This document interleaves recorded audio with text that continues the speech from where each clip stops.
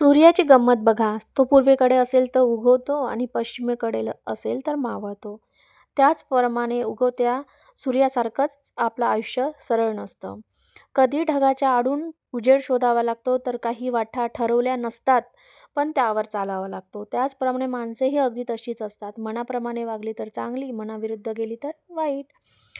तर मी ज्योती बावणे माझ्या चॅनलमध्ये स्वागत करते. कशा आहात सर्व? मस्त ना? मस्तच राहा. सर्वप्रथम सर्वांना श्री स्वामी समर्थ. ओम महालक्ष्मी नमो नमः. तर आजचा हा व्हिडिओ आहे शेवटच्या मार्गशीर्ष गुरुवारचा. तर सकाळी सर्व कामे आटोपली. मुलांचा टिफिन, मिस्टरांचा टिफिन, सासऱ्यांचं नाश्ता वगैरे सगळं आटपून मग तयारीला सुरुवात केली. तर सर्वप्रथम मी आधी आईला तयार करून घेतलं, त्यानंतरच मांडणी केली होती. तर बघा, हे तयार करायला मला असा वेळ लागला.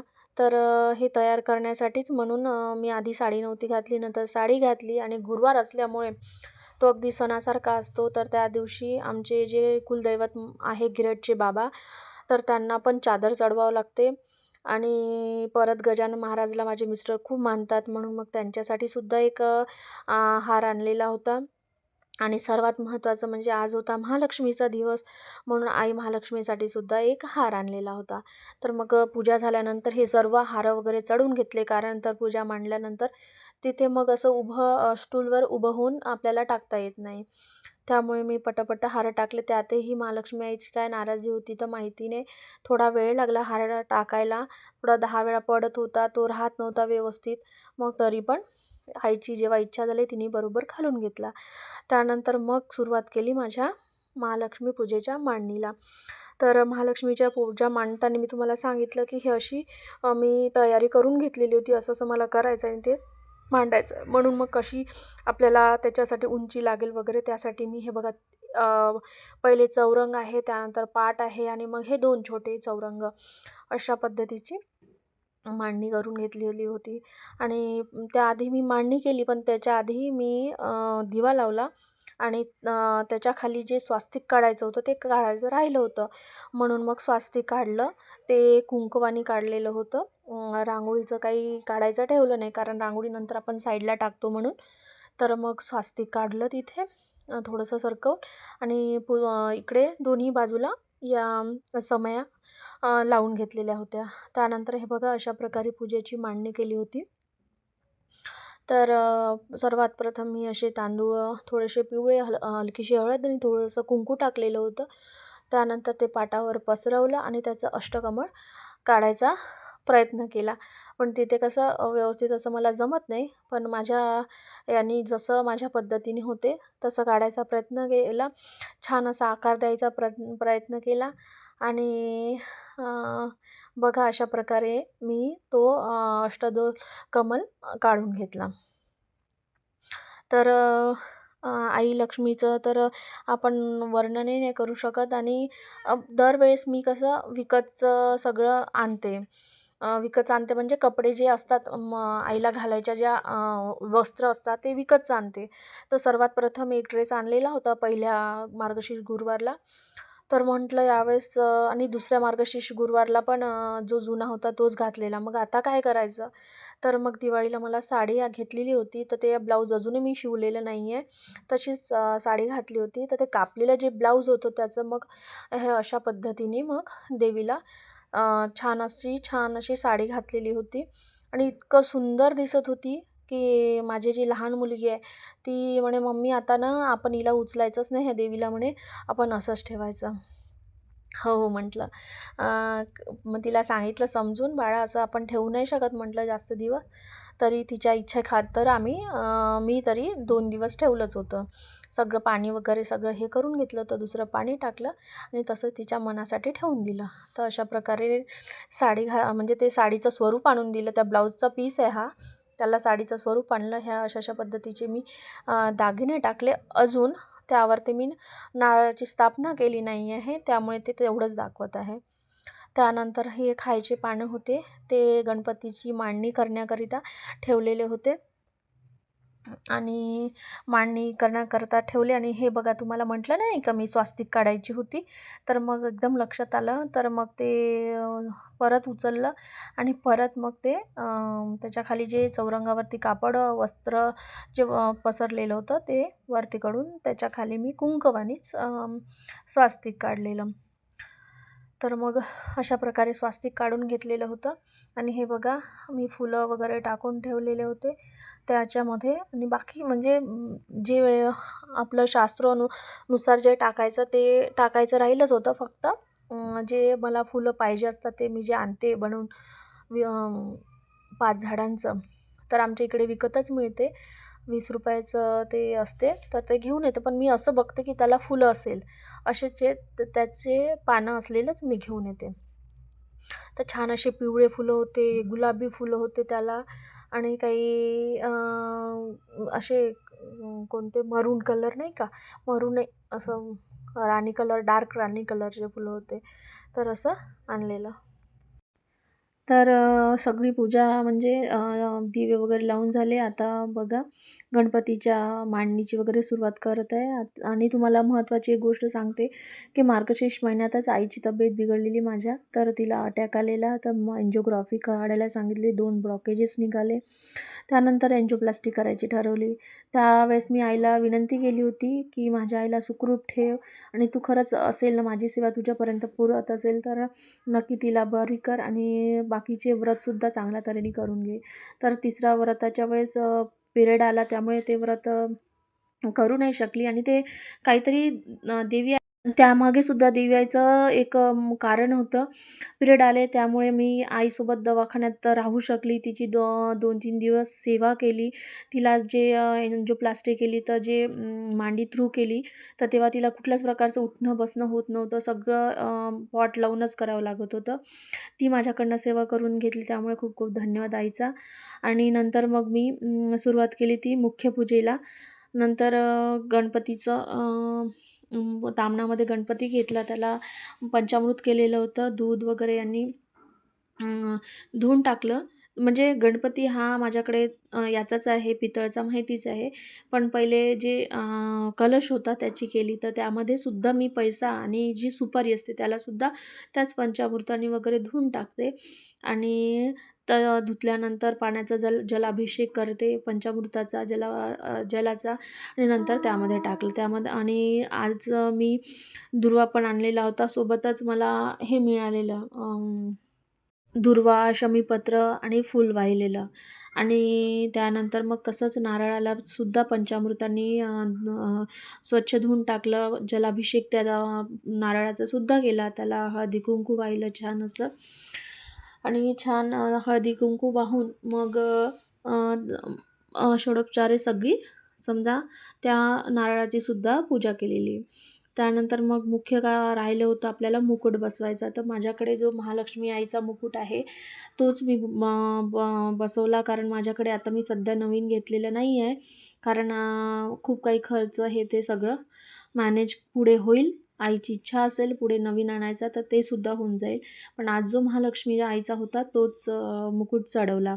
त्याला छान असे आपण जसं मागे नाही का वेल लावतो कानाला पकडून केसांना, तसं वेल लावायचा प्रयत्न केला, पण ते कसं निसटून जात होतं. आपले केस असतात तर अडकतात. तर यावेळेस थोडं केसाचं वगैरे मॅनेजमेंट लावलेलं नाही, कारण तुम्हाला माहीत आहे टेन्शन होतं. जसं ज्या पद्धतीनं करायचा म्हणजे जास्तीत जास्त चांगलं करायचा प्रयत्न केला. नेक्स्ट टाईम याच्यानंतर पण चांगला प्रयत्न करीन. आणि तुम्हाला पण हा व्हिडिओ थोडा उशिराच येतो आहे, तर नेक्स्ट टाईम तुम्ही पण काही जर माझ्याकडनं तुम्हाला काही फायदा होऊ शकेल माझ्या या देवीच्या आईच्या तयारीचा म्हणा, पूजेचा, तर पुढच्या वेळेस नक्की फायदा करून घ्या. यावेळेस इतकंच मी करू शकले. त्यानंतर मुख्य होतं की आता साडीचा जो ब्लाऊज होता त्याचं, तर मी साडी देवी आईला चढवली होती समजा. त्यानुसार म्हणजे ब्लाऊज पण वाटत होतं आणि साडीच्या त्या हे पण वाटत होतं. खूप असं सगळं झालं. पण आता मेन आहे ओढणी. तर डोक्यावर काहीतरी आपल्याला पाहिजेच असते, साडीचा पदर म्हणा किंवा काही चुन्नी म्हणा. पण आता हे बघा, पिवळ्या याच्यावर हे लाल कसं म्हणजे चांगलं नव्हतं वाटत. त्यातल्या त्यात त्याला जरी होती.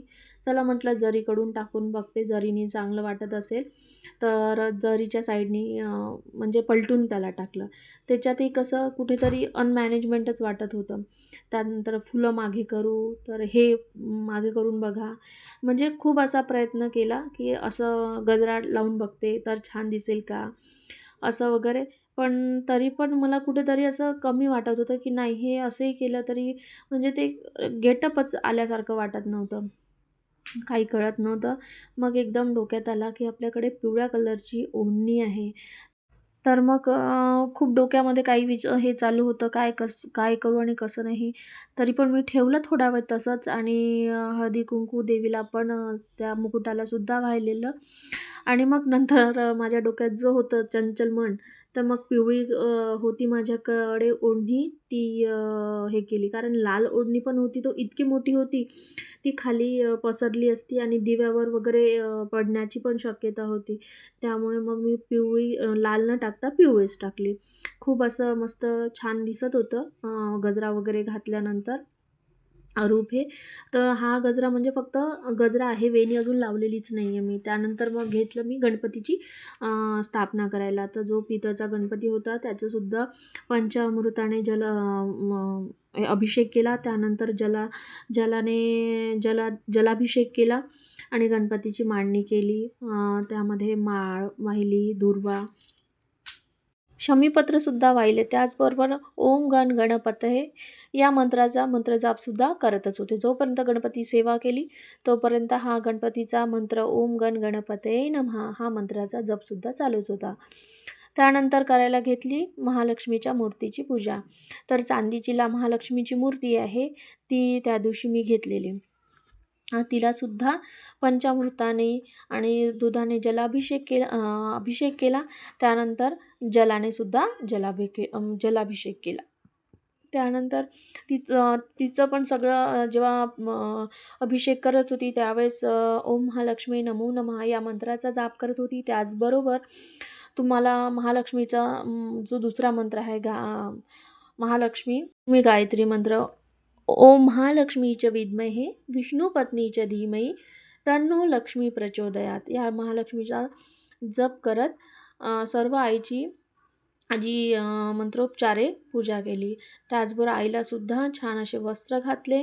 त्यानंतर हळदी कुंकू वाहिले आणि फूलसुद्धा. तर हे सगळं वाहताना एक म्हटलं हळदी कुंकू वाहते तेव्हा हळदी कुंकू समर्पयामी, फूल समर्पयामी, कुठला धूप दीप वगैरे लावत असेल ते पण समर्पयामी.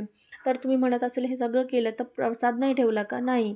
तर प्रसाद हा सर्वात शेवटीच ठेवला. कारण सगळं कसं म्हणजे पसारा इतका असतो की कुठे काय मांडायचं हे डोक्यात नसते. त्यामुळे सगळं व्यवस्थित जेव्हा आपल्याला देवांची मांडणी झाली तिथे जागा किती राहते, काय राहते त्यानुसार मग काही गोष्टी पण वेळेवर म्हणजे ठरवावं लागतात किंवा सुचवावं लागतात. त्यामुळे मग प्रसाद जो आहे गणपतीचा खोबरा आणि गुळाचा तो ठेवला नाही. व्यवस्थित रित्या पहिले मूर्तींची व्यवस्थित स्थापना केली. त्यानंतर जे महालक्ष्मी आईचं पुस्तक असतं तो जो मंत्र असतो आणि त्याच्यावर जे आईचं महालक्ष्मी जे यंत्र होतं ते मी त्याचा अजून कुठल्याही प्रकारचा फोटो तयार केला नाही. पण ते जे पुस्तकांच्या मागे असते तेच तिथे लावून दिलेलं. तर मग अशा प्रकारे आईची सर्व पूजा झाली. नंतर सर्वात शेवटी ओम केशवाय नमः ओम माधवाय नमः म्हणून आचमन केलं, तीर्थ घेतलं. त्यानंतर ह्या अशा पद्धतीची मांडणी केली. तिथे मग माझ्याकडे ना कमलगट्ट्याची माळ आहे आणि एका कासवावर काढलेलं श्रीयंत्र आहे त्यावर ते माळ ठेवली आणि मग तिथे छोटासा एक दिवा पण लावलेला तुपाचा आणि मग दुधाचा प्रसाद आहे आणि जे काही आपल्याला उद्यापनाला वाटायचे होते पुस्तकं ते सुद्धा ठेवलेले. आईची ओटी भरली होती ती ओटी पण ठेवलेली आणि अशा प्रकारे मांडणी केली आणि फळं वगैरे जे काही आहे ठेवले त्यालासुद्धा हळदी कुंकू वाहिलं आणि धूपदीप नैवेद्य दाखवलं. आणि त्यानंतर धूप दीप नैवेद्य आणि पाणी सारलं. त्यानंतर रांगोळी काढायची राहिली होती, तर ती अजून थोडीफार मांडणी होती, त्यानंतर सगळं करणार होती. पण त्याआधी ओम श्रीं ह्रीं श्रीं कमले कमलाय प्रसिद्ध प्रसिद्ध ओम श्रीं ह्रीं श्रीं महालक्ष्मी नमो नमः. कमळावर बसलेली ती राणी आहे. लक्ष्मी समृद्धीची कहाणी आहे. 4 भुजांनी ती वरदान देते. जीवनातल्या प्रत्येक कमतरतेला पूर्ण ती करते. हत्ती करतात जिचा अभिषेक, तुझ्या महिमेचा नाही कोणताही लेख.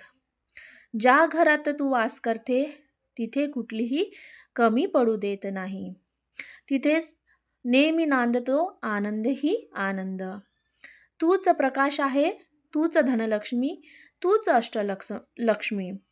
व्यवसायात देते ती सफलता आणि जीवनाला आणते ती पूर्णता. तुझ्या या सोहळ्याने, तुझ्या या आनंदाने घरात सगळीकडे असतो आनंदी आनंद. असं वाटते आहे कोणता सण त्योहार. त्या दिवशी करतो पुरणाचा नैवेद्य आणि तू होते आम्हाला आशीर्वाद देऊनी प्रसन्न. घरात नांदू दे आमच्या सुख शांती समृद्धी समाधान आणि दे प्रगती भरभराट. त्याचबरोबर असू दे आम्हाला निरोगी आणि तुझा आशीर्वाद. आई आपल्या सर्वांना सुख शांती समृद्धी समाधान प्रगती भरभराट आणि निरोगी आयुष्य लाभू देव, अशी मी तिच्या चरणी प्रार्थना करते. आणि बघा ही ओटी भरली म्हणजे जे काही माझे 3 गुरुवार झाले त्या तिन्ही गुरुवारला मी ओटी ठेवली होती, तीच ओटी ठेवली. फक्त म्हणजे वाढ म्हणजे ही केलेली की त्याच्यामध्ये केळ ठेवलं आणि उद्यापनासाठी जे पुस्तक आणलेलं होतं, एक पुस्तक ठेवलेलं. आणि जे 2 झाले त्यावेळेस कसं नारळ नव्हतं, तर यावेळेस थोडं एक नारळ पण ॲड केलं त्याच्यामध्ये. तर अशा प्रकारे आणि हे जो पानाचा विडा असतो तो सुद्धा पानाच्या विड्यामध्ये ते सुपारी आणि ते तर राहतेच, ते पहिलेपासून होतंच. पण यावेळेस ॲड म्हणजे काय, एक विलायची आणि लवंग, गूळ आणि खोबऱ्याचं नैवेद्य आणि पैसे ठेवलेले होते. फक्त त्यावेळेस माझ्याकडे अवेलेबल पैसे जास्त नव्हते, तर मी काहीतरी 10 आणि चा कॉईन आणि 1 रुपया असंच ठेवलेलं होतं. आणि अशा प्रकारे मग माझी याचीसुद्धा पूजा झालेली आहे. पुस्तकांना हळदी कुंकू लावले, फळांना पण हळदी कुंकू लावले, ओटी आईच्या समोर हृदयासमोर दाखवून दिली. आणि अशा प्रकारे आणि मुलीला घ्यायला जायचा वेळ झाला होता, त्यामुळे पटापट पोथी वाचली आणि मुलीला चालली गेली घ्यायला. त्यानंतर मग मला मनाला समाधान वाटत नव्हतं. मग घरी आल्यानंतर परत एकदा पुन्हा म्हणजे घरी आल्यानंतर म्हणजे संध्याकाळी पूजा करताना मग ही पोथी वाचली. संध्याकाळी दिवा अगरबत्ती केली आणि मग पोथी वाचली. तर बघा किती छान असे दिवे लावले होते, किती छान असं प्रकाशाने छान झालं होतं. तर परत लाईट केली मुग्धानी बंद आणि बघ मग लाईटात पण किती छान दिसतंय. मग मी ते दाखवलं. त्यानंतर मग तुम्हाला सांगितलं सकाळी समाधान नाही मिळालं म्हणून संध्याकाळीसुद्धा मी पोथी वाचली. तर मुग्धा त्यावेळेस माझं थोडं तिने शूट घेतलं, नको म्हणत होती मी. बघितलं तिच्याकडे रागाने, पण तरी पण तिने घेतलं ते शूट आणि घेतलंच आहे. तर मग मी पण नंतर टाकलं. तर मग नंतर वेळ होत होता की हळदी कुंकूला बायांना सुद्धा बोलवायचं होतं, त्यामुळे मग घाईनीच ती पण म्हणजे वाचली. आणि बायांचे फोन येत होते की हळदी कुंकवाला या. मग मला पण करायचे होते फोन वगैरे की या तुम्ही. तर मी सुद्धा फोन करून सांगितलं. अशा प्रकारे बघा पूजेची मांडणी केलेली होती. आणि कथा वाचताना जेव्हा चंद्रबाला सांगते आपल्या पतीला की मी सार आणला आहे, तर त्या मिठाचा अर्थ तुम्हाला सर्वांना कळला असेल की कुठल्याही गोष्टी जेव्हा मीठ नसतं तर कुठल्याच गोष्टीला चव नसते. मग ती स्वयंपाक असो, कुठल्याही प्रकारची भाजी असो, की आपल्या जीवनाचं सुद्धा तेच आहे. आयुष्यामध्ये मीठसुद्धा म्हणजे आनंदाप्रमाणे मीठसुद्धा आवश्यक आहे. मीठ म्हणजे काय, खारटपणा. तर पटापट केलं आणि स्वयंपाक केला. पुरणाची पोळी, गाजराचा हलवा, आलू वांग्याची भाजी आणि भात. वरणाला वेळ नव्हता म्हणून वरण काही केलं नाही. तो हा नैवेद्य दाखवला. काही बायांनी बोलवलेलं होतं, त्यांच्याकडे पण हळदी कुंकवाला गेली होती आणि मी सुद्धा बोलवलेलं होतं. तर अशा प्रकारे आज महालक्ष्मी आईची पूजा केली. असं इतकं छान ताट ठेवलं आणि इतकी सुंदर ती दिसत होती की खरंच साक्षात महालक्ष्मीचं छोटंसं असं रूप आलेलं आहे माझ्या घरी असं वाटत होतं.